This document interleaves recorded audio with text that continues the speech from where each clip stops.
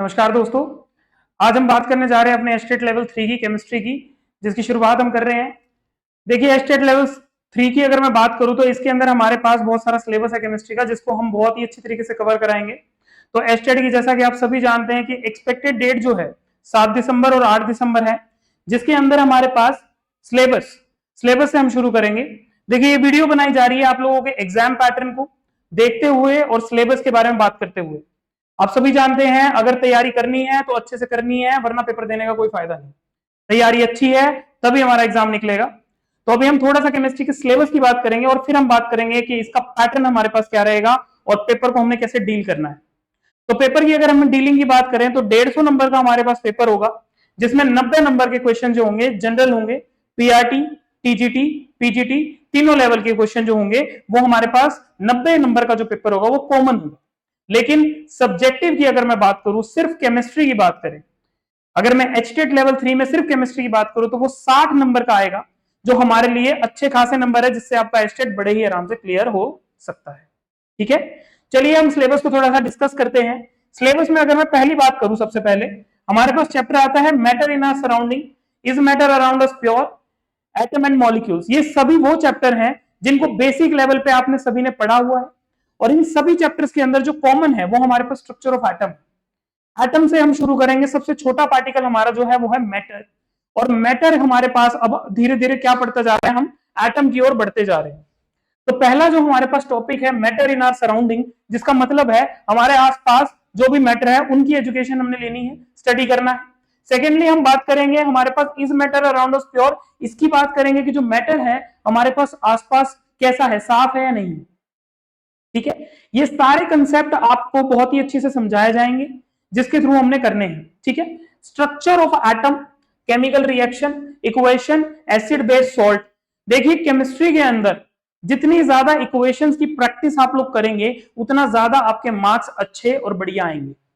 ये सारे वही चैप्टर हैं जिनकी इक्वेशंस आपको लिख लिख के देखनी है। स्ट्रक्चर ऑफ एटम हो गया, केमिकल रिएक्शन हो गया, मेटल और नॉन मेटल का डिफरेंस हो गया, और साथ में हमारे पास कार्बन और इट्स कंपाउंड हो गया।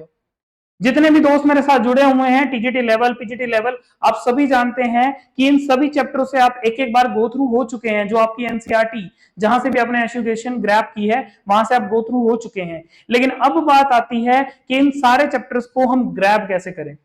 देखिए, पेपर की प्रिपरेशन शुरू कहां से होती है, जब हम पहले जो पढ़ चुके हैं, जो भी हमने पहले पढ़ा है उस कंसेप्ट को अपने माइंड में उतार कर, सबसे पहला हमारा स्टेप ये होता है। दूसरा स्टेप हमारे पास होगा, हम कितनी ज्यादा उसकी प्रैक्टिस करेंगे, कितनी ज्यादा हम उसकी प्रैक्टिस लिख लिख के करेंगे।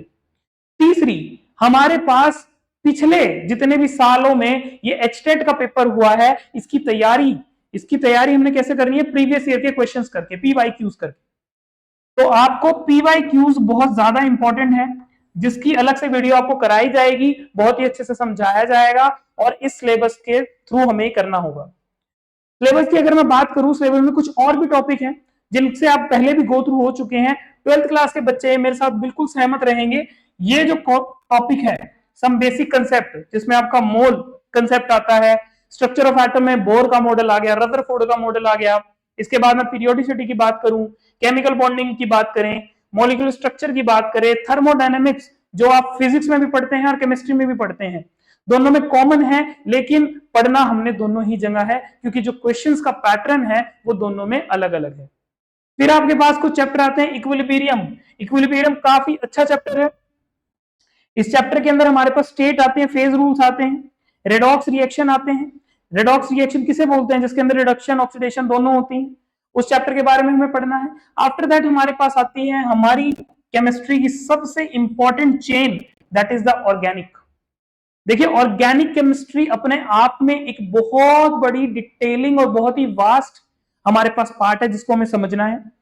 काफी सारे बच्चों को ये डाउट रहता है कि सर इनऑर्गेनिक कर लेते हैं, फिजिकल का भी पार्ट हो जाता है, फिजिकल में फॉर्मूले याद करने हैं, इनऑर्गेनिक में हम इक्वेशन लिख के देख लेते हैं, लेकिन ऑर्गेनिक हमारे लिए बड़ी दिक्कतदार रहती है।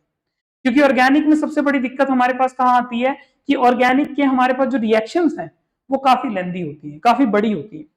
तो उसके शॉर्टकट्स आपको जरूर दिए जाएंगे, और उन शॉर्टकट के थ्रू ही आप इनको समझ पाएंगे।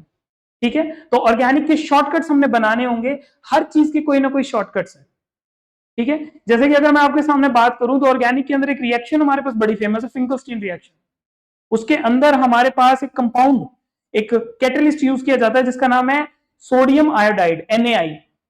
तो अगर मैं ध्यान से देखूं तो नाई जो हमने वर्ड मैंने यूज करा यहाँ पे, उसके लिए हमारे पास एक छोटा सा कैटलिस्ट और यूज होता है, एसीटोन। तो जो नाई होता है बार्बर की शॉप पे, वो पानी को यूज करता है, ठीक है, एसीटोन को यूज करता है। तो हम इसको इस तरीके से रिलेट करके पढ़ेंगे। केमिस्ट्री के अंदर जो सबसे बड़ी डीलिंग होती है हमारी मोनोलॉग के साथ होती है। जितने ज्यादा मोनोलॉग आप याद रखोगे उतना ज्यादा आपको मजेदार मजा आएगा, ठीक है। नेक्स्ट आपके पास कुछ चैप्टर आते हैं। सॉल्यूशन हो गया, जिसमें आप कंसंट्रेशन टर्म पढ़ेंगे, जैसे कि मोलैरिटी हो गया, मोलैलिटी हो गया, नॉर्मेलिटी हो गया, इनकी SI यूनिट होगी। इलेक्ट्रोकेमिस्ट्री हमारे पास आ जाता है। बैटरीज के बारे में बहुत ज्यादा इंपॉर्टेंट क्वेश्चन बनते हैं यहां से हमारे पास, ठीक है। फिर केमिकल काइनेटिक्स आ गया कि किस अकॉर्डिंग हमारे पास रिएक्शन के अंदर चेंज आ रहा है विद रिस्पेक्ट टू टाइम। फिर DNF ब्लॉक, SNP, ये सारे के सारे जितने भी हैं, हमारा ये सारा पार्ट जो है, सारा का सारा हमारा ऑर्गेनिक केमिस्ट्री से बिलोंग करता है, ऑर्गेनिक केमिस्ट्री से बिलोंग करता है, जो कि बहुत ज्यादा इंपॉर्टेंट है। अब बात करें इनकी पैटर्न की, तो हमारे पास जो 60 क्वेश्चंस आएंगे, उन 60 क्वेश्चंस में से अधिकतर क्वेश्चन आपके यहीं से लिंक होकर आएंगे, ऑर्गेनिक के पार्ट से। ऐसा नहीं है कि पिछला जो बताया उसमें से नहीं आएंगे, सारा कंप्लीट सिलेबस है, इस कंप्लीट सिलेबस में से ही आपके मैक्सिमम क्वेश्चंस कवर अप सारे के सारे हो जाएंगे, ठीक है। तो दोस्तों अगर हम बात करें कि इसकी तैयारी अब हमें कैसे करनी है, तो इसकी तैयारी के लिए ही हमने एक मिशन स्टार्ट किया है, मिशन नौकरी 2024, जिसके अंदर हम हर तरह की तैयारी आपकी करा रहे हैं। ऐप का नाम है रिजल्ट गुरु। रिजल्ट गुरु के अंदर हमने सारी वीडियोस डाली हुई हैं। उन सारी वीडियोस में आपके कंसेप्ट, आपके शॉर्टकट्स, आपका हर एक वो पैटर्न जो आपको एग्जाम में दिक्कत दे रहा है आपके पेपर को क्लियर करने में, उसको हम यहाँ पर सोल्व करा रहे हैं। पेपर से रिलेटेड या ऐप से रिलेटेड कोई भी क्वेरी है तो यहाँ पे मैंने नंबर मेंशन किया हुआ है, आप इस नंबर पे कॉल कर सकते हैं और इस नंबर पे कॉल करके आराम से इस ऐप के बारे में सब कुछ जान सकते हैं। प्ले स्टोर, एप्पल स्टोर दोनों पे अवेलेबल है। यहाँ पर जाकर आप बड़े आराम से इसको सीख सकते हैं। और इसके अंदर अभी हमारी वीडियो चल रही है और बहुत ही रिजनेबल रेट के अंदर हम कोर्स को ऑफर कर रहे हैं आपको, ठीक है। तो एचटेट PGT, एचटेट आपके पास फिजिक्स से करना है, आपने केमिस्ट्री से करना है, जिससे भी करना है, सभी की वीडियो यहाँ पे अवेलेबल है। तो आप फटाफट जाइए और इसको ज्वाइन करिए और ज्यादा से ज्यादा शॉर्टकट को लेकर एचटेट के पेपर को इस बार हर हाल में हम इसको एचटेट को क्लियर कर ही रहेंगे। धन्यवाद दोस्तों, मिलते हैं अगली वीडियो में।